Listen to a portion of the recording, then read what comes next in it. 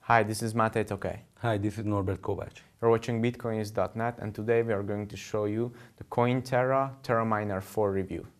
Well, actually this device is running on 1.6 terahash and has 4 Goldstrike ASIC chips.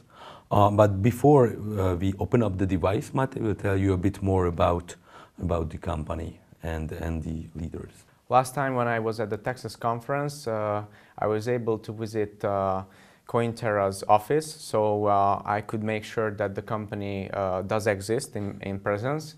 So I actually had a few words with the CEO. His name is Yavi Yanagar, who has been working for NVIDIA and Intel. So this means that he has some really good reputation in the computer industry before. Also, the CTO is Dr. Timo Henke, who is making sure that these devices are running the best on the best hashes. And now Norby will tell a little bit more about the technical details. Yeah, I'm quite sure, guys, that you're interested in the water cooling stuff and things like that. So we'll open this up and I will tell you more about the technical details. We are back. As I promised, we opened the Terraminer 4 up. Well, you can see that water-cooled beauty inside. Well, actually it has 2 main boards. Each of them has 2 Goldstrike ASIC chips, which are producing around 400 gigahashes each. As you can see, they are really heating. So that's why the Cool IT guys provided the water cooling system for a whole Terraminer. So the device has 5 fans, 2 at the front, 3 at the back. It's a really quiet device according to the size and the power. It has a BeagleBone black controller board, as you can see.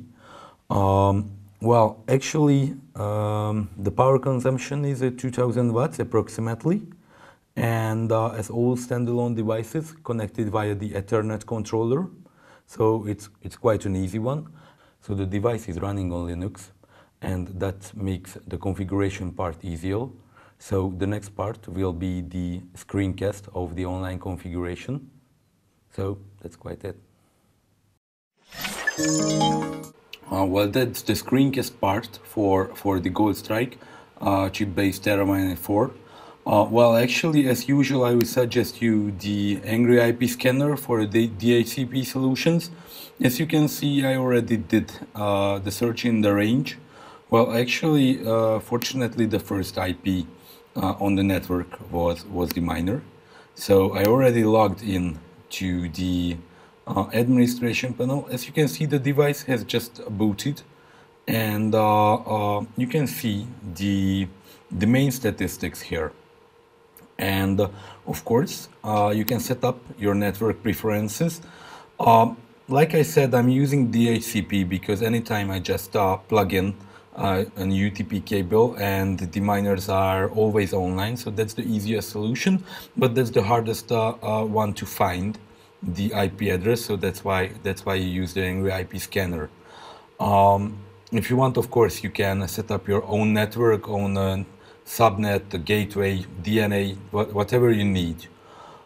We can get to the configuration part. It's easy as a pie. You can just set up the URL for your mining pool. We are using Eligius as usual. Worker name and password. We are not using any password in that case, and we have our worker as our Bitcoin address, so we don't need any registration or any other stuff to get it worked. Of course, you can import and export your configuration files. So if you have multiple miners, you don't have to set them up individually.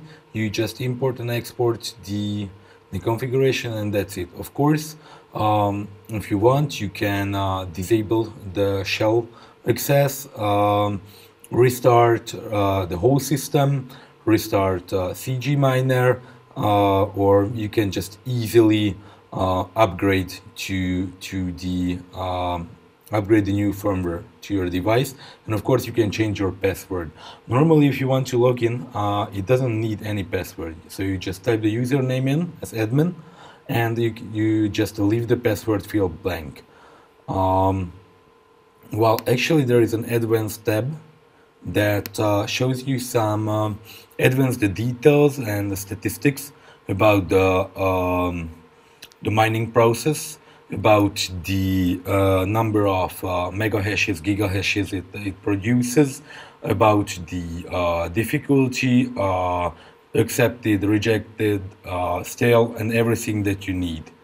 You can see in the devices your main boards and your ASIC chips as well. You can see your pools. We are just using one pool, so it's maybe an easier one to collect. And for the ending, there are some basic statistics that is quite needed, like core temperatures and fan RPMs and information like that, like voltage and everything that is quite useful if you want to overclock the device or if you want to monitor what the device does exactly. Well, actually, I would be really happy to tell you more about the Cointerra Terraminer 4, but the administration panel is so super simple that there isn't um, any more menus or any more configuration left. So that was it. That was the online configuration part for a Cointerra Terraminer 4, and you can read the full article on Bitcoinist.net.